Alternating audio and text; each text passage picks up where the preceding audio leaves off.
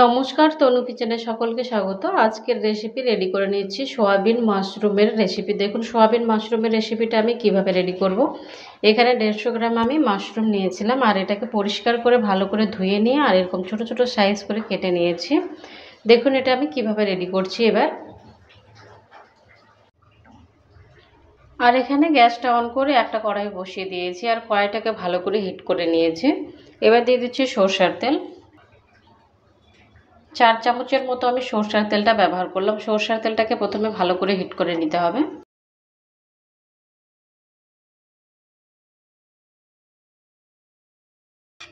সরষের তেলটা হিট হয়ে গেছে, এবার দিয়ে দিচ্ছি পেঁয়াজ কুচি। একটা বড় সাইজের পেঁয়াজ নিয়েছিলাম আর এভাবে করে কুচি করে কেটে নিয়েছি। আর দিয়ে দিচ্ছি 1 চামচ আদাটাকে গ্রেট করে নিয়েছিলাম। 3 থেকে 4টা দিয়ে দিচ্ছি লঙ্কা কুচি।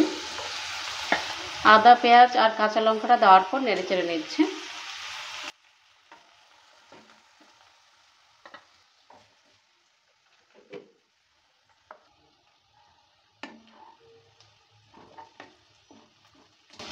পাঁচ থেকে 6টা নিয়েছিলাম রসুনের কোয়া আর এটাকে আমি কুচি করে নিয়েছি।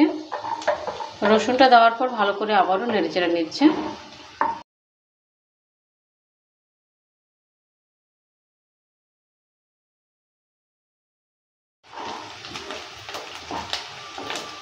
এবার এর মধ্যে কিছু মশলা ব্যবহার করব।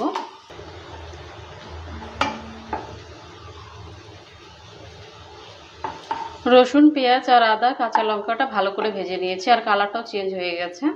এবার দিয়ে দিচ্ছি 1/2 চামচ জিরার গুঁড়ো, 1 চামচ দিয়ে দিচ্ছি ধনে গুঁড়ো, 1 চামচ দিয়ে দিচ্ছি কাশ্মীরি লঙ্কার গুঁড়ো, 1/2 চামচ দিয়ে দিচ্ছি হলুদ গুঁড়ো, লবণ দিয়ে দিচ্ছি 1 চামচ।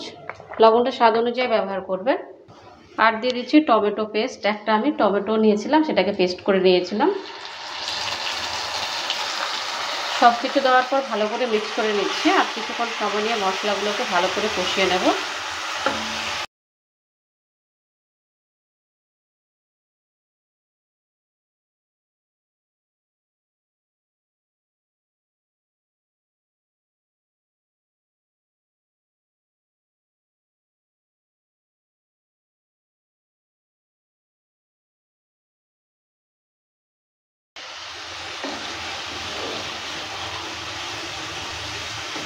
কিছুক্ষণ সময় নিয়ে ভালো করে মশলাগুলোকে কষিয়ে নিয়েছি আর মশলা থেকে তেলটা ছেড়ে দিচ্ছে। এবার দিয়ে দিচ্ছি সয়াবিন। মাঝারি সাইজের সয়াবিন নিয়েছিলাম, সেটা দিয়ে দিচ্ছে। আর দিয়ে দিচ্ছি মাশরুম। দেওয়ার পর ভালো করে নেড়ে চেড়ে নিচ্ছে।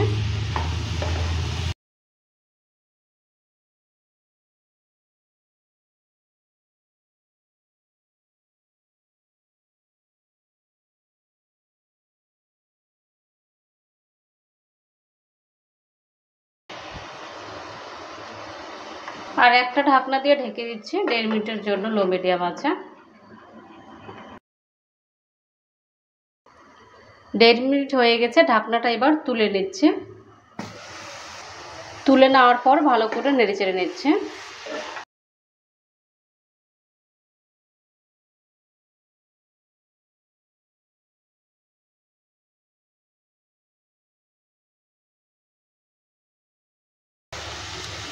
সয়াবিন আর মাশরুমটাকে ভালো করে কষিয়ে নিয়েছে।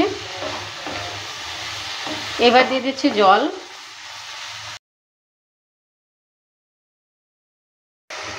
হাফ কাপ আমি জলটা ব্যবহার করলাম। জলটা দেওয়ার পর ভালো করে মিক্স করে নিচ্ছে।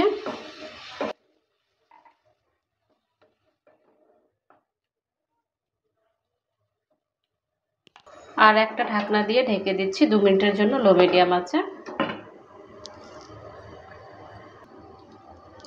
2 মিনিট হয়ে গেছে, ঢাকনাটা এবার তুলে নিচ্ছে।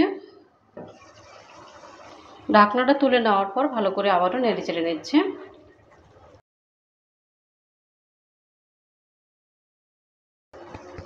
হাফ চামচ দিয়ে দিচ্ছি গরম মশলা। গরম মশলাটা দেওয়ার পর ভালো করে আবারও নেড়ে চেড়ে নিচ্ছে।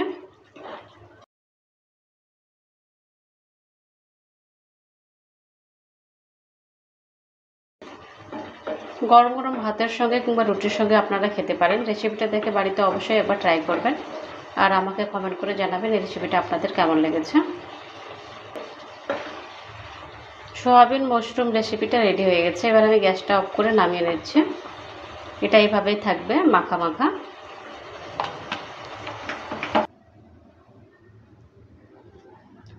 সোয়াবিন মাশরুম রেসিপিটা রেডি হয়ে গেছে। আপনাদের এই রেসিপিটা কেমন লেগেছে? ভালো লাগলে অবশ্যই কমেন্ট করবেন। ভালো থাকুন, সুস্থ থাকুন, আর চ্যানেলটাকে অবশ্যই সাবস্ক্রাইব করে দেবেন নিত্য নতুন রেসিপি পাওয়ার জন্য। বাই ফ্রেন্ড, নেক্সট ভিডিও আবার দেখা হবে।